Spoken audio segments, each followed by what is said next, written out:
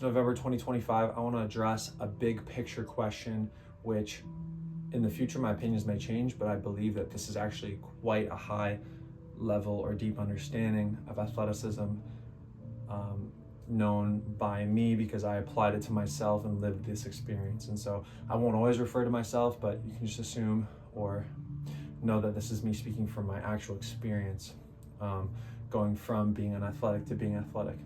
So the question becomes, you love sports. It's like, I want to become more athletic. How do I become more athletic? I don't always think that that's the right question. I think the right question is, how do I remove the obstacles to becoming athletic? Because we're naturally athletic. We're naturally in flow. We're naturally coordinated. We're naturally talented. As children, we all grow up in a bouncy, perfect, beautiful state of flow and zeal for life and confidence. So what are these limitations? These limitations can come up, and I'll just use one example to tell a story. You're a star athlete, a prodigy, and then one day you land on someone else's foot and you sprain your ankle. You have a devastating injury.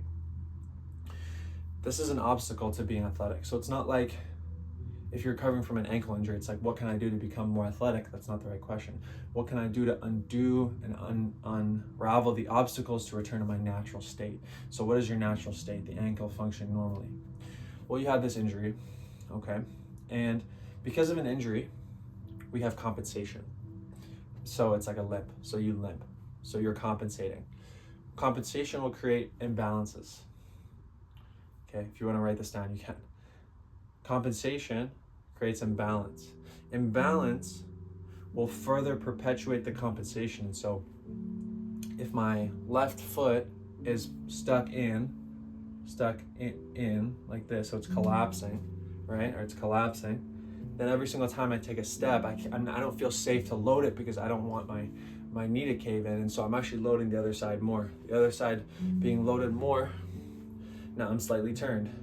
These compensation patterns have upstream effects, and so now I'm like stuck in a twisted pattern. Now I got some back pain. Because I got some back pain, I might become more inflection. Because I'm in more inflection, I gotta compensate, because in order to look upright at people, I gotta like flex my neck up, and now I have this forward head posture, and to compensate for the forward head posture, I gotta push my hips forward just to balance myself out, and now I'm all crooked, and then, just from this one little ankle sprain, and then I take my crooked, compensated, imbalanced body and I put it under load, and I actually strengthen these compensations. I strengthen these imbalances over and over and over for years and years until it's actually stacked up so much force on top of imbalance that the road to crawl out into back to my natural state is so long, it's like, man, I'll never do it. But the good news is you actually can do it.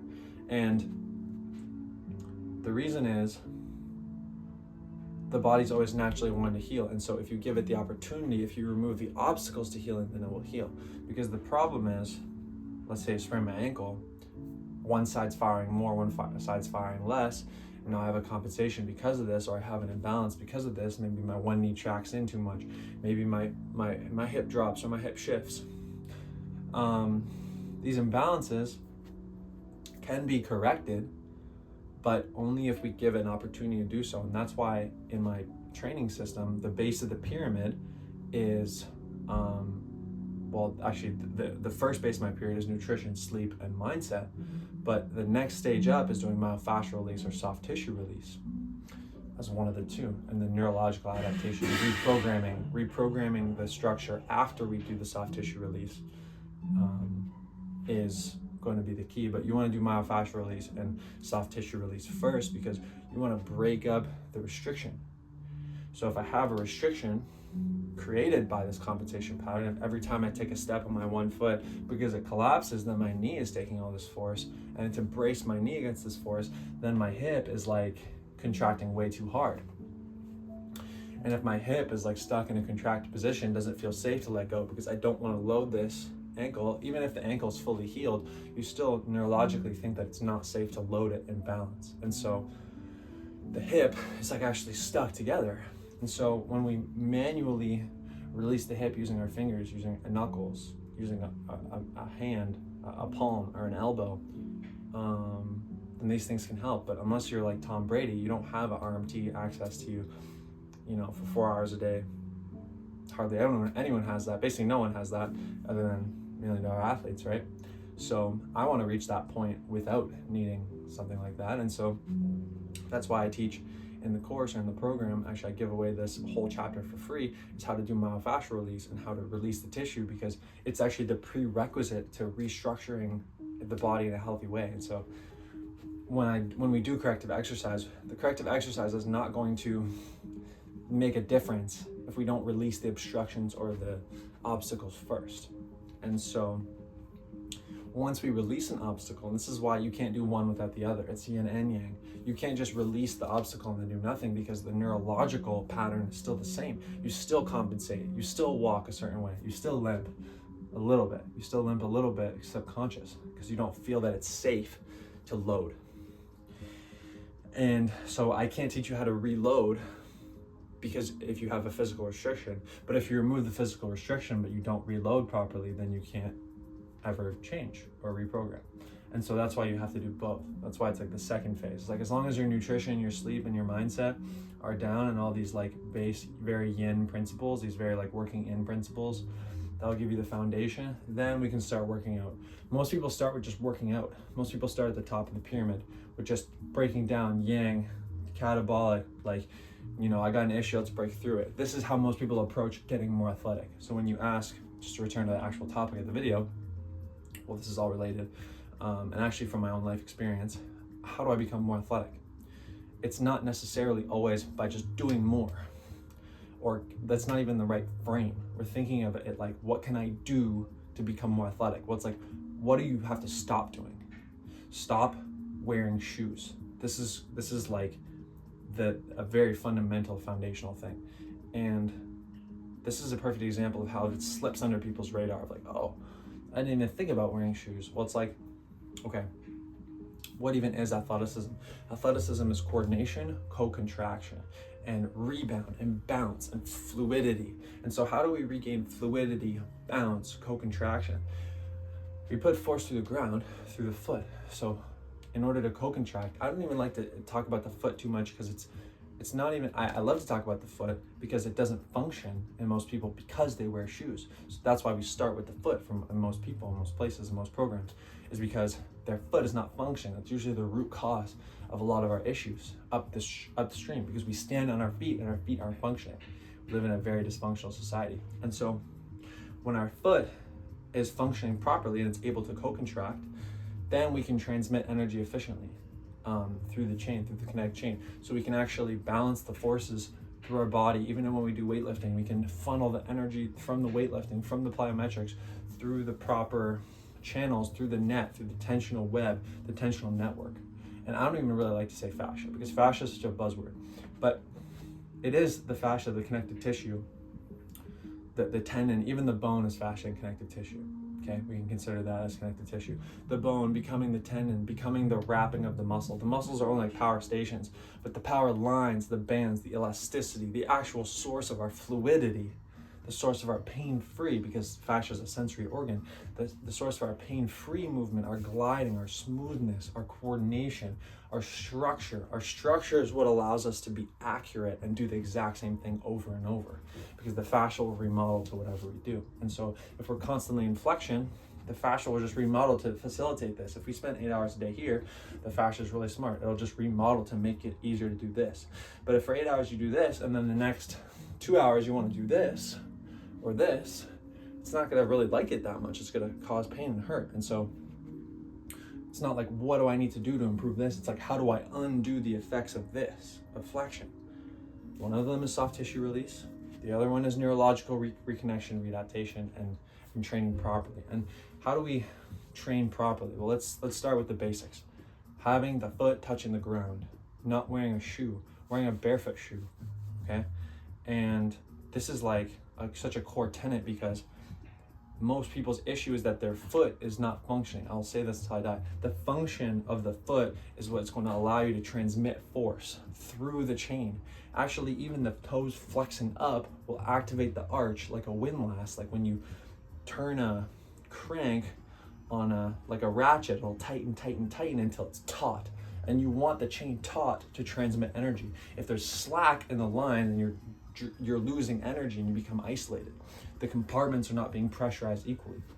The fascia distributes force evenly through all the bodily systems, and so if there's a stuck part, if there's a compensation, if there's scar tissue, it might just be just taking too much force and absorbing all the force and like getting stuck. And so if you have really tight calves, if you have hip problems, if you have really tight quads, if your quads are getting sore, then these are compartments, like fascial compartments, that are becoming pressurized too much or too isolated. They're not able to transmit energy efficiently. So we just want to be transmitting energy efficiently. And so this is how we have to see athleticism, is like, not what do I do to make my muscles stronger, it's like, what do I do to remove the restrictions?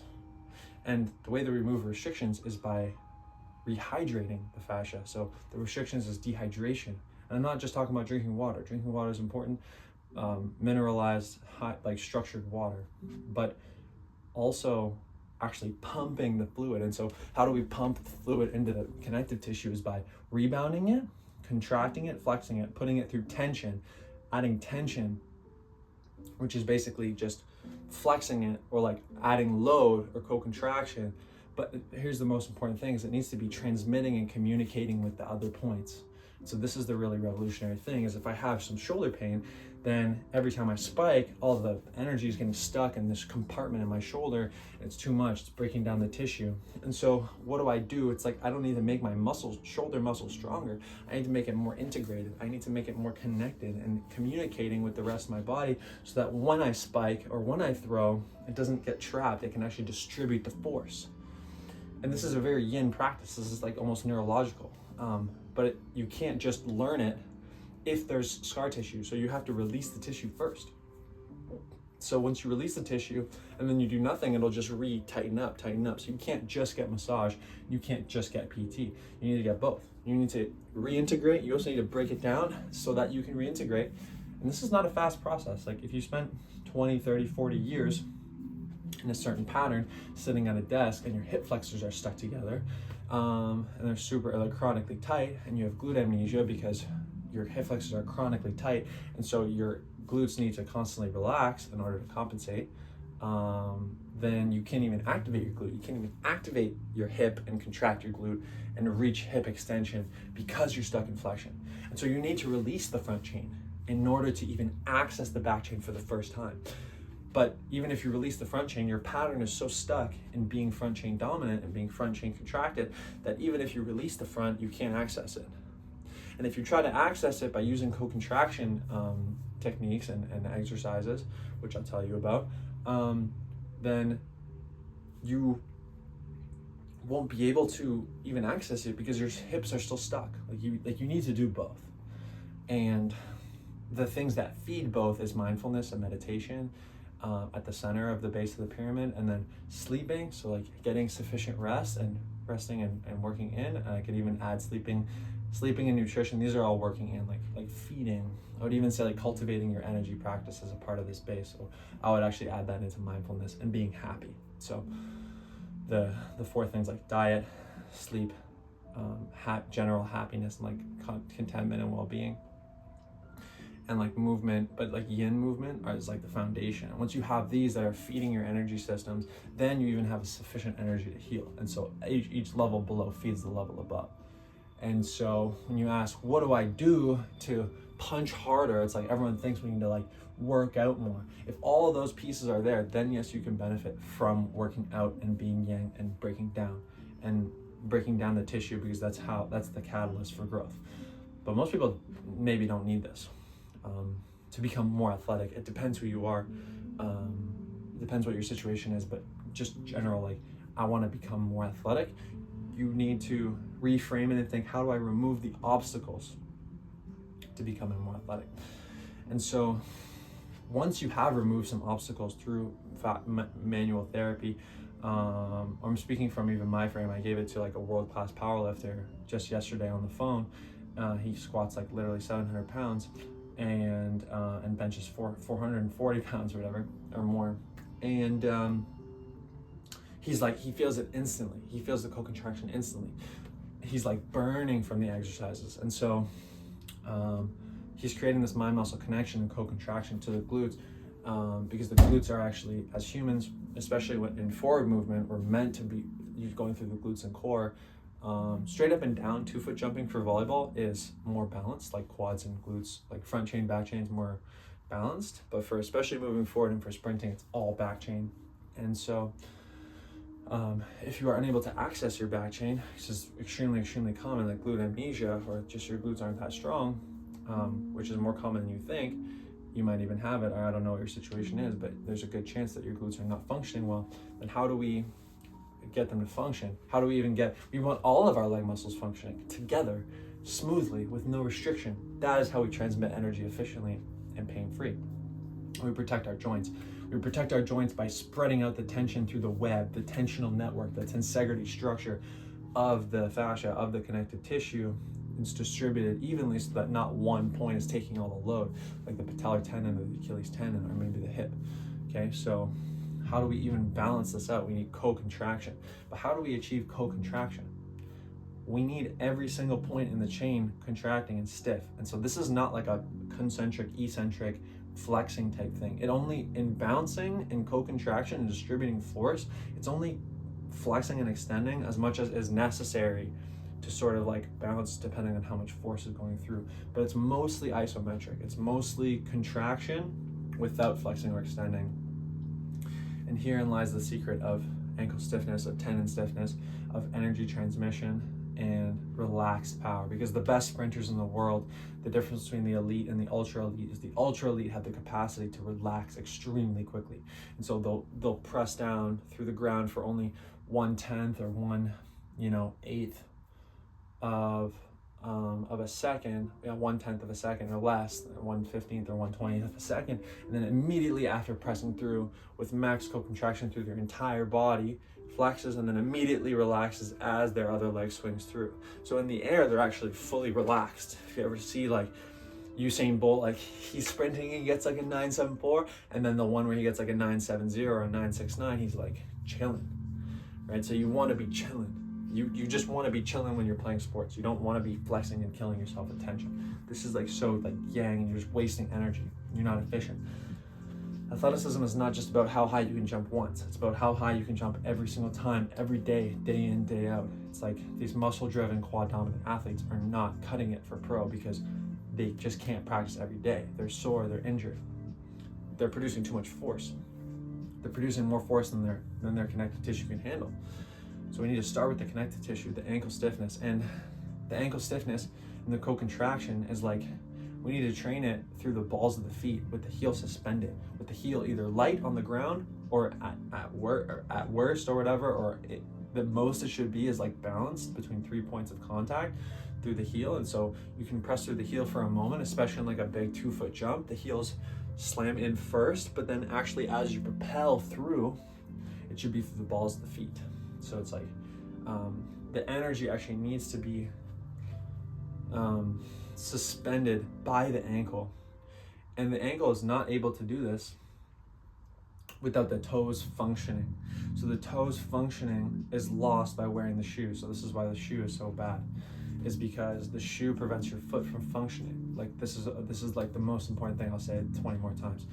The shoe actually stops your foot from knowing how much force is going through into the rest of your leg. Like how much does my leg contract? How much should my quad contract? How much should my glute contract? What are the angles? Like the sensory information is just cut off.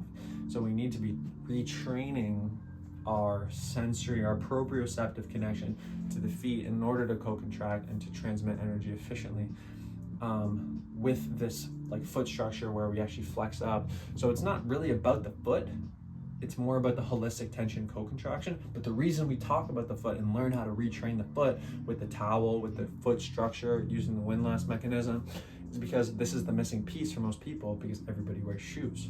So the foot is not functioning. The foot needs to be the best functioning thing because it's literally the base. It's the base, the foundation. It's where all the energy is coming through. It needs to be able to disperse the energy and bounce, and using ankle stiffness to connect to the glutes, through the core, through all the compartments, through the whole body fascial tension, the whole body connective tensional network and balance so that when we have an impact, that it'll spread out and protect and disperse energy that's going through. So this is how we prevent joint pain. This is how we maximize our athleticism. This is how we prevent like dysfunction. And it genuinely takes a long time. So if you're wondering how do I do this, just go in the library and look up the fascia optimization or the foot function, whatever it's called, and the co-contraction, the lessons on co-contraction, because this is like as soon as you learn about this, like if you've made it this far in this video, you're extremely fortunate, because it means you're dedicated, you're committed, and you now have the tools to actually succeed and take over and like just go crazy. Because once you unlock glutes dominance and co-contraction, it is a complete game changer. It's like new life. It's like walking on air. Like the first time I actually felt my glutes contract while walking outside, I literally almost cried. I was like, damn, this is insane. I can't believe this is how people live. But people don't know this. The elite just do it naturally. They don't even understand. They feel the glutes the first second they do the towel curl. They're like, whatever, like I'm just glutes dominant. But it's like I was quad dominant, and it sucked. And I had injuries because of it. And then recovering from the injuries and then rebalancing and regaining the bounce that I used to have. Or maybe honestly, I never even used to really have that much bounce. I actually used to be really weak. So this is why I know what I'm talking about, because I have a 37. I went to play pro. I'm gonna go play pro again. I coach clients to do the same thing, and I really know what I'm talking about. And so it's only November 2025. I don't know, how my views will change. I might look back on this video and be like, damn, this guy was spitting. Or maybe I'd be like, damn, maybe he didn't know what he was speaking about. But all I know right now is that the co-contraction, the fascial tension, the dispersion of energy using the foot structure in order to connect the kinetic chain, and before even all this, releasing the tissues to make space for this, is such an underrated secret to athleticism. It is insane. Like, people just think you have to work out. It's like, no, work in, cultivate your inner energy, cultivate your mindfulness so that you can even connect to this proprioceptively. Like, use the quietude of your home to connect to the mind-muscle connection between the core and the lats, and the hand to the lats, to the core, to the glutes, through the back chain, and holding holistic body tension and cultivating this like communication inside you so that you're not isolated, returning to your natural state. This is all about returning to our natural state. This is not about doing anything. This is just about removing the obstacles and retraining after we've removed the obstacles to do this. And so if you spent, your whole life doing just straight up gym training, then and you want to try something new and you're sick and tired of being injured or being in pain, just join my library on Patreon. This is the key, and this is genuinely like a public service, because I just want you to experience what I've experienced genuinely, and change your life and feel the beauty of glute driven movement, pain-free movement, smoothness, fluidity, coordination, winning the title when you're playing pro, and just being the man and just, or the woman, and just achieving your dreams. It's like, okay, I've been there, done that. It's like, now what do I do? How could I live my life and sleep well at night without sharing this? So if you watch this, congrats, and the rest of your life starts now. Go do the exercises, and remember, nothing changes if nothing changes. Take the step. Remember why you started. Remember why you watched this video, and go do it right now. Truthful training.